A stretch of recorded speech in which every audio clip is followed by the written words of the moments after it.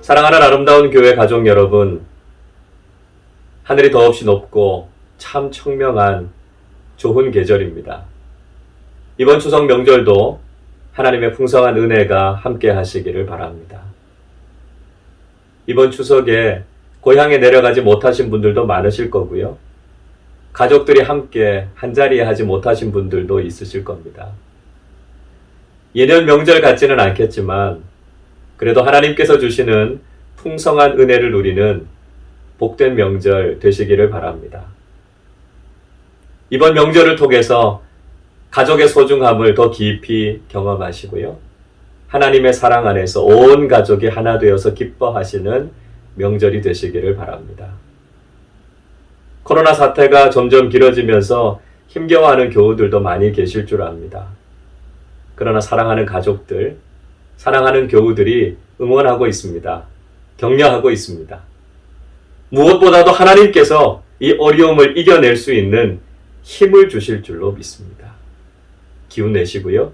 이 어려움들을 잘 이겨내시고 믿음의 길을 걸어가는 우리 모두가 되시기를 주님의 이름으로 축복합니다. 이번 추석 가정 예배에서는 사무엘하 23장의 말씀을 우리가 함께 생각해 보려고 합니다.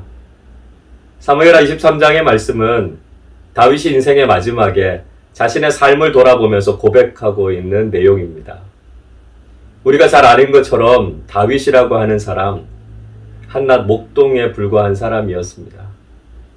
그런 그를 하나님께서 이스라엘의 왕으로 세워주셨죠.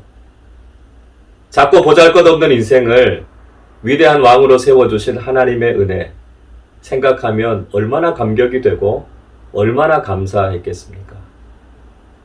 이후에도 다윗의 인생에 하나님께서 함께 해주셔서 그의 인생은 승승장구하는 인생이 됐습니다. 그리고 이스라엘의 가장 대표적인 왕이 됐죠. 물론 그렇다고 해서 다윗의 인생이 그렇게 편안하지만은 않았습니다. 그가 왕이 되기 이전에 사울의 시기 때문에 목숨을 잃을 뻔한 위기들이 여러 번 있었죠. 왕이 되고 난 이후에도 밧세바와 동침한 죄를 저지르기도 했고요. 아들의 반란 때문에 왕국에서 쫓겨나서 도망자 신세가 되기도 했습니다. 그러나 참 좋으신 하나님께서 그의 인생을 끝까지 지켜주셔서 많은 사람들이 기억하는 이스라엘의 가장 위대한 왕이 될 수 있었습니다. 다윗은 자신의 인생을 돌아보면서 하나님께서 자신을 어떻게 평가하셨는가 3절에서 이렇게 고백하고 있습니다. 이스라엘의 하나님이 말씀하시며 이스라엘의 반석이 내게 이르시기를 사람을 공의로 다스리는 자, 하나님을 경외함으로 다스리는 자여, 이렇게 이야기하고 있습니다. 다윗은 두 가지 면모에서 참 훌륭한 지도자였던 것을 볼 수 있습니다. 하나는 공의로 사람을 다스렸다라고 하는 것이고요. 또 다른 하나는 하나님을 경외함으로 다스리는 사람이었다는 것입니다. 왜 다윗이 위대한 성군이 될 수 있었을까요? 그는 좋은 지도자의 두 가지 면모를 가지고 있었기 때문입니다. 사람들을 대할 때는 공평하게, 정의롭게 다스릴 수 있는 사람이었습니다. 또 하나님 앞에서는요, 겸손했고요. 하나님의 뜻을 구하고 늘 하나님을 두려워하는 사람이었습니다. 그래서 다윗이 좋은 지도자가 될 수 있었던 것이죠. 저는 우리나라에 좋은 지도자를 세워줄 수 있는 복이 함께 하시기를 바랍니다. 한 나라, 한 공동체에 좋은 지도자들이 있다는 것 굉장히 큰 축복이죠. 국민들을 사랑으로, 공의로 다스릴 수 있는 지도자. 그리고 하나님 앞에서 겸손하게 하나님을 두려워할 줄 아는 좋은 지도자가 있을 때 그 공동체와 나라는 하나님의 큰 복을 받게 됩니다. 우리는 이런 지도자들이 세워질 수 있도록, 또 지도자들이 다윗처럼 고백할 수 있도록 기도하는 사람들이 되어야 할 것입니다. 동시에요, 우리 한 사람 한 사람이 바로 그런 지도자들이 되어야 할 것입니다. 하나님께서는 그리스도인들을 영적인 지도자로 세워주셨습니다. 우리의 삶의 자리에서 선한 영향력을 미치는 사람들이 되기를 원하시는 것이죠. 사람들을 대할 때 공의롭게, 하나님 앞에서는 겸손하게, 그래서 하나님께서 쓰실 만한 일꾼들이 되는 것이 참 중요합니다. 하나님께서 쓰시고자 할 때 주님 앞에 귀하게 쓰임받는 주님의 일꾼들이 되실 수 있기를 바랍니다. 다윗은 자신의 인생에 베풀어 주신 하나님의 은혜가 얼마나 컸는지를 4절에서 이렇게 고백하고 있습니다. 그는 돋는 해의 아침빛 같고 구름 없는 아침 같고 비 내린 후의 광선으로 땅에서 움이 돋는 새풀 같으니라 하시도다. 다윗은 자신의 인생을 참 아름답게 묘사해주고 있습니다. 먼저 그는 자신의 인생이 아침 햇살 같은 인생이다, 그렇게 고백하고 있습니다. 돋는 해의 아침빛, 이렇게 노래하고 있죠. 여러분 한번 생각해 보십시오. 어둠을 물리치고 떠오르는 아침 태양, 얼마나 희망차고 가슴 벅찬 모습입니까? 또 그는 구름 한 점 없는 아침 같다 이야기합니다. 아침 햇살을 가릴 수 있는 것이 아무것도 없고요.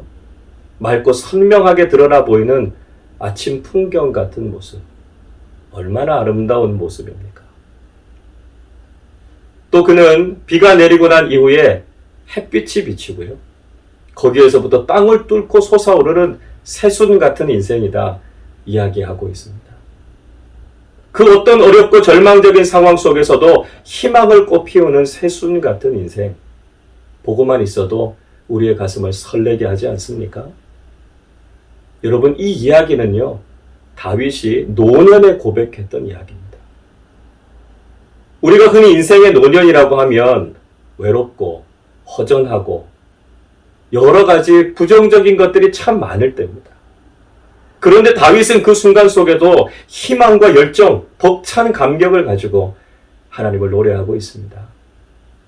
다윗처럼 사랑하는 우리 아름다운 교회 교우들 한 분 한 분이 아침 햇살 같은 인생, 구름 한 점 없이 맑고 선명한 아침 풍경 같은 인생, 비온 후에 햇빛이 내리쬐이고 새순이 올라오는 것 같은 희망과 기쁨이 가득한 믿음의 삶을 사실 수 있기를 바랍니다. 그런데 계속해서 오늘 다윗은 또 한 가지의 중요한 관심사가 있었다는 것을 알 수 있습니다. 다윗은 자신의 인생이 믿음 안에서 참 건강하고 아름다운 신앙인이 되는 것에 관심이 굉장히 많은 사람이었습니다. 동시에 그는 자신의 가정, 자신의 가문이 믿음의 공동체로 복된 하나님의 가정으로 세워지는 일을 위해서 관심을 가졌던 것을 볼 수 있습니다. 5절은 이렇게 말씀하고 있습니다. 내 집이 하나님 앞에 이 같지 아니하냐. 하나님이 나와 더불어 영원한 언약을 세우사 만사에 구비하고 견고하게 하셨으니 나의 모든 구원과 나의 모든 소원을 어찌 이루지 아니하시랴. 다윗은 자신의 인생만이 아니라 자신의 가정도 그렇게 세우겠다 이야기하고 있습니다. 자신의 인생을 향하신 하나님의 은혜만이 아니라 자신의 가정을 향하신 하나님의 은혜도 경험하기를 원했던 것이죠. 다윗은 성장 과정 속에서 자신의 가정에서 상처와 아픔을 경험했던 사람이었습니다.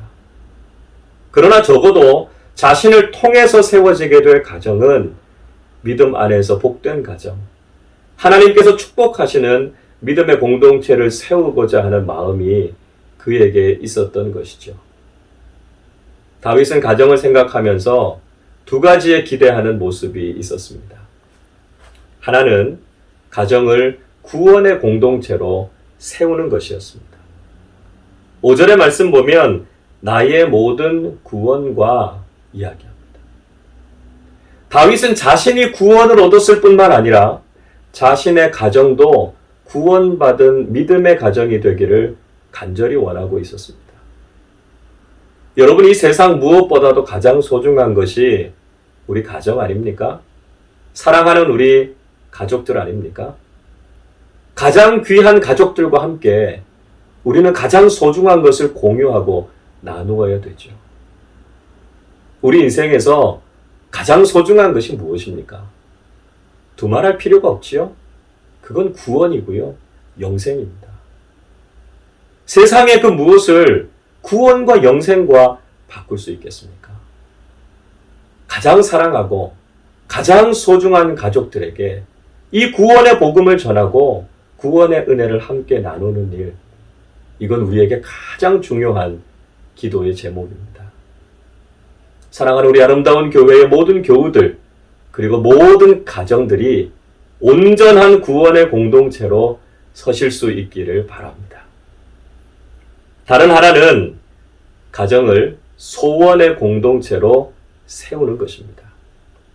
5절에서 계속해서 이렇게 말씀하지요. 나의 모든 소원을 어찌 이루지 아니하시랴 이야기합니다. 다윗은 자신의 가정 속에서 이루고자 하는 소원이 있었습니다. 하나님께서 그 소원을 축복해 주셨고요. 다윗은 그 소원을 이루는 복을 경험했습니다. 그래서 다윗의 가정을 통해서 20명이 넘는 왕들이 배출되는 위대한 가문이 되지 않았습니까? 하나님은 우리의 가정이 꿈을 꾸기를 원하십니다.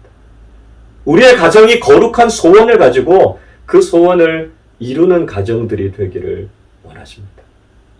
하나님께서 기뻐하시는 꿈, 하나님께서 아름답게 여기시는 그 꿈을 가지고 그 소원을 이루어가는 가정이 되기를 하나님께서 원하신다는 것이죠. 물론 지금은 꿈꾸기 참 어려운 때죠. 힘겹고 어려운 시간을 보내고 있습니다. 그러나 하나님께서는 우리 가정에 꿈을 주실 것입니다. 그리고 그 꿈을 이루게 하실 줄로 믿습니다. 우리 가정이 하나님 앞에서 소원의 공동체가 되어서 하나님께서 주시는 꿈과 소원을 이루는 복된 믿음의 가정들이 되실 수 있기를 바랍니다. 여러분, 다윗과 같이 우리의 가정이 구원과 소원의 공동체로 세워지실 수 있기를 축복합니다. 우리 함께 예배하시는 가족들과 한번 이렇게 고백해 볼까요? 우리 가정은 구원의 공동체입니다. 한번 서로를 보시면서 고백해 보겠습니다. 우리 가정은 구원의 공동체입니다. 우리 한 번 더 고백해 보겠습니다. 우리 가정은 소원의 공동체입니다. 우리 가정은 소원의 공동체입니다. 하나님께서 우리 가정을 복 주셔서 구원의 공동체, 소원의 공동체로 온전히 세워져서 우리 가정이 믿음 안에 복된 가정이 되실 수 있기를 바랍니다. 다시 한번 이번 추석 명절 주님 안에 복된 명절이 되시고요. 건강하고 평안한 모습으로 명절을 잘 보내시고 교회에서 다시 만나 뵐 수 있기를 소망합니다. 우리의 모든 삶 속에, 우리의 가정 속에 하나님의 풍성한 은총이 함께 하시기를 주님의 이름으로 축원합니다. 기도하겠습니다. 사랑과 은혜가 풍성하신 아버지 하나님, 복된 추석 명절을 허락해 주셔서 우리 가족들이 함께 모여 앉아 하나님 앞에 예배하게 하시니 감사합니다.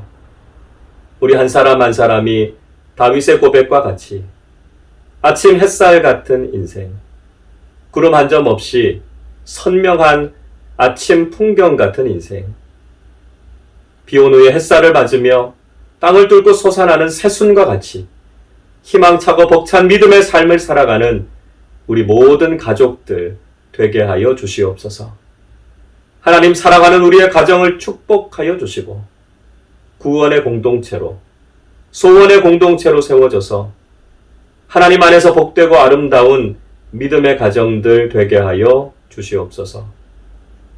코로나19로 인해서 우리가 많은 것을 누리지는 못하겠지만 하나님께서 예비해 놓으신 하나님 나라의 잔치, 그 기쁨을 누리는 귀한 명절 되게 하여 주시고 우리 온 가족들 믿음 안에 하나 되게 하여 주시옵소서.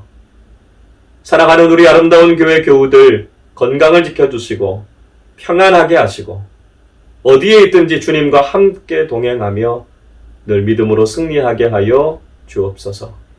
힘겹고 어려운 시간 보내고 있습니다. 그러나 하나님께서 돌보시고 보살피시는 하나님의 은혜를 경험하게 하여 주시고 늘 믿음 안에 평안한 소식들을 주고받으며 복된 주님의 말씀을 나누고 은혜를 나누는 우리 모두의 삶이 되게 하여 주시옵소서. 감사드리며 우리 주님 예수 그리스도의 이름으로 기도하옵나이다. 아멘.